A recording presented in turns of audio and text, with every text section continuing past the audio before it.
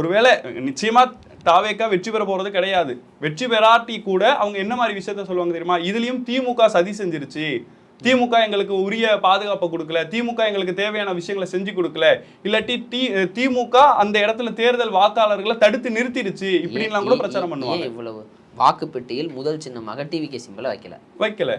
அதுக்கு யார் காரணம்? யார் காரணம்? டிவிக்கே தான் காரணம். ஆனா இதுவுமே சொல்லுவாங்க. இப்ப பாருங்களேன், தேர்தல் ஆணையத்துக்கு கடிதம் எழுதுறாங்க. என்ன கடிதம்?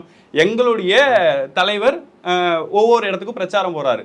போகக்கூடிய நேரத்துல அங்க இருக்கக்கூடிய மக்களை சந்திக்கும் பொழுது போதிய பாதுகாப்பு இல்லை. இவருக்கு Y+ பாதுகாப்பு வழங்கப்பட்டிருக்கு. இந்த பாதுகாப்பை இன்னும் அதிகப்படுத்திட்டாங்கன்னு கட்சியினுடைய நிர்வாகி நிர்மல்குமார் கடிதம் எழுதுறாரு. யாருக்கு எழுதணும்?